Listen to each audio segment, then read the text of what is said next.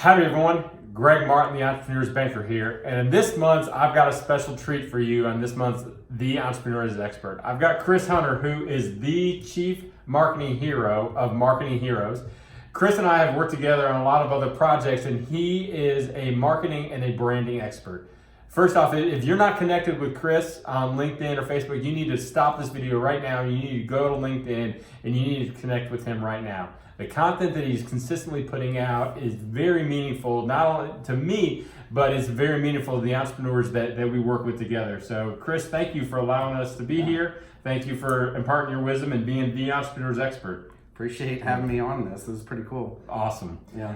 Well, we've talked a lot, with the clients that we work with and together about how entrepreneurs have what I call a Fab Five. Those are the 5 people that the entrepreneurs surround themselves with, and those are the ones that really speak in and give strategic advice and help the entrepreneur hit their objectives. So why should a marketer, why should a brand expert be included within the Fab Five? You know, that's a good question, and it's something that I get all the time.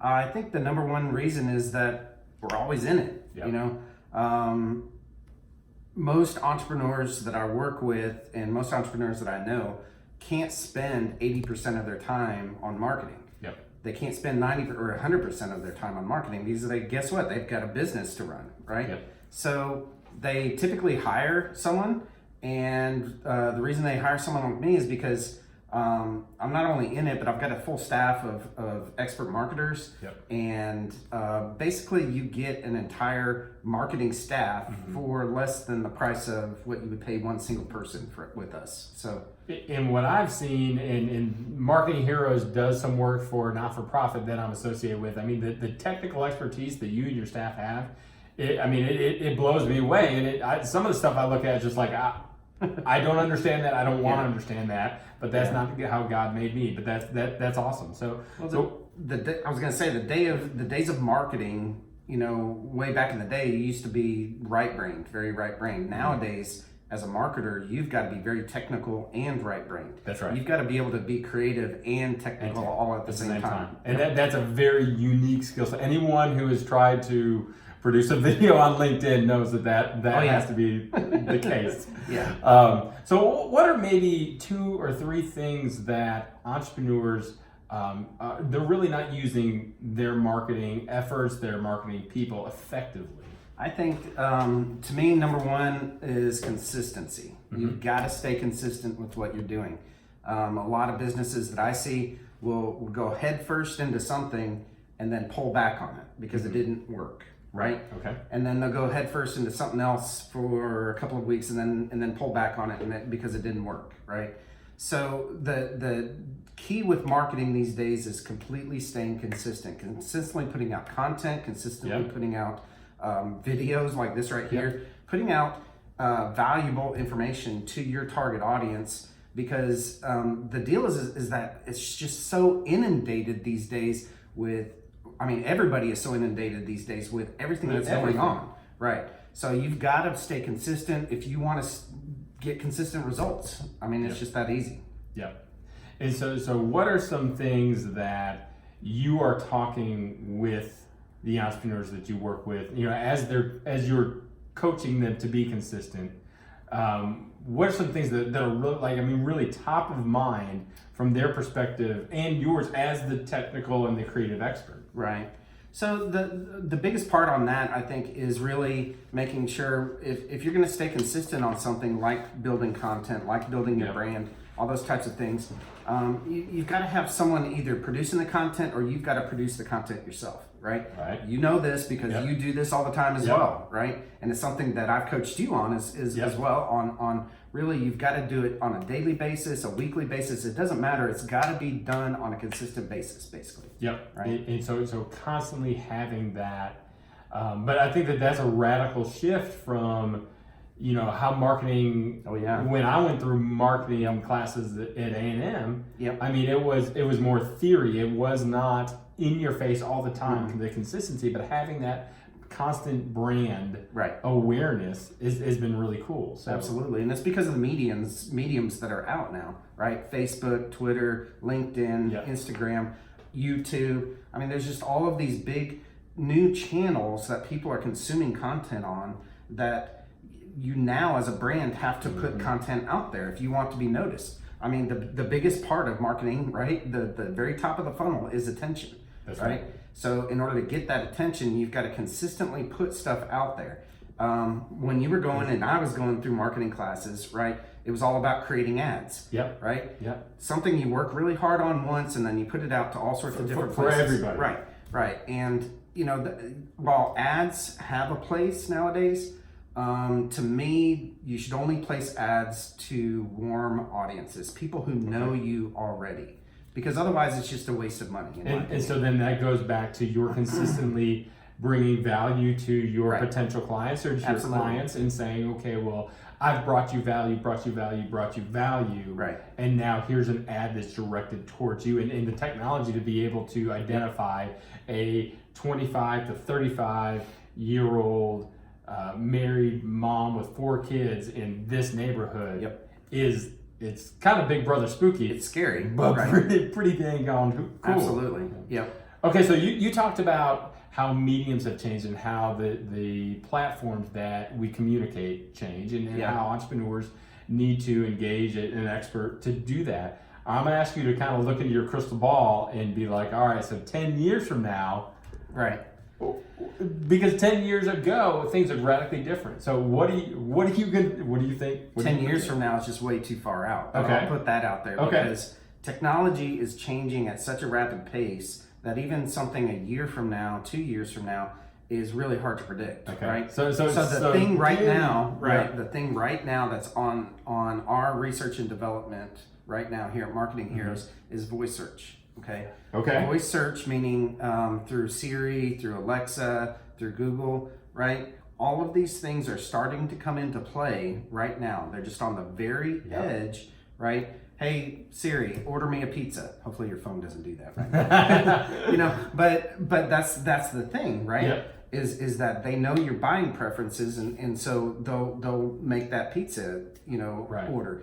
So I think that for the majority of people that we work with a lot of lead generation type situations to where, you know, lawyers, you know, or you know, Service stuff like that. providers, Service yep. providers, they're looking for leads, people calling them needing their services. So that hasn't really been cracked just yet. So that's why it's on our research and development right now. Okay. So that's the future. So you guys are actively researching and developing apps and systems and to be able to kind of help your clients roll into to be able to be on top of Alexa or on top of Google Home. Right. So think Star Trek, right? Yeah. Star Trek, right? They had this computer that could do everything, right? Yep. So they would say, computer, tell me blah, blah, blah, blah, blah, whatever, right? And, or they would say, computer, get me so-and-so, right? So if you think about it, we're there right now. Yeah. We're on the very edge. And when it comes to like lead generation, right? It's gonna be very important. If you're not there, if you're not thinking it yet, you need to be, right?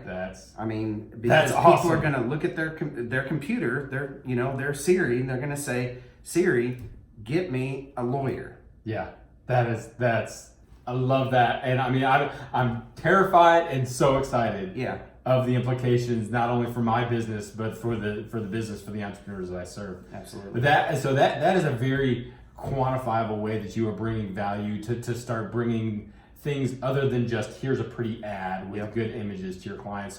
So can you tell me of one time that you can specifically think of a time that you helped a client achieve success through your marketing branding efforts? Well, there's lots of them. You know, probably the coolest happened this week, right? We were meeting with a client. Timely. Right? Yep. We were meeting with a client. I can't name their names or really what we do for them. We do search engine optimization for them. But a major company contacted them and told them to take their page down because we were beating them. And I'm talking a Fortune 10 company. What? Yeah. Like a major $1 billion automotive company. They said take your pages your down. Personal page down. Yeah, you take your pages down because it violates our fair use, because we were outranking them essentially. You That's why. maximize their rankings and maximize their presence. Yeah. On a way. And this was, I know you can't dive into it, but this is a local company, local to Central Texas. No, actually, they're in North Carolina. Okay. Yeah. Wow, that is awesome. Yeah. And to be able to have that. Right. So I'll bet the owners of that, they were just laughed. ecstatic. Yeah, you know, we just laughed. you Yeah. know, so Yeah. I wonder if they took it down. No, or well, not. they didn't take it down. So we adjusted the pages, Yep. right, according to their fair use, right. But we're still gonna beat them on the search engines. That's awesome. Yeah. So there again, that's part of the technical expertise of knowing how to apply what really you understand that can be very complex to be able to quantifiably help a client. So you know, so it seems to me that clients obviously get a lot of value working with you and your staff, and I've really enjoyed working with Sarah and your team. Very friendly to work with, but really, what are the things that the clients get the most out of working with you?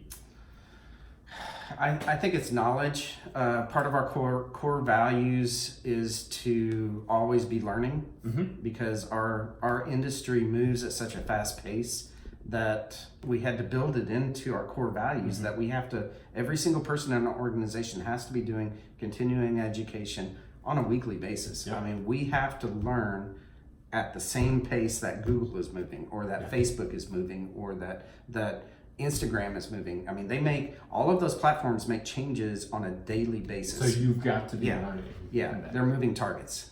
So you know. So what are some things that when you look at the best clients, they get the most out of you? Right. You know, what are some characteristics of those clients? So they've been in business a while, right? They want to take their marketing to a different level. They might have done some marketing before in the past and have failed at it, just simply because they didn't have time to dedicate to it. Right. The other thing, expertise. Right, or the expertise, right. The other thing I think that when we maximize value with clients is when they have their sales process down. Okay. Right? Marketing and sales go hand in hand. So if they know what works in a sales environment in order to sell their product or service, it really helps us out so that we're not guessing at a lot of things. And I've seen you talk with clients and talk to them about their own sales funnel or their own sales system.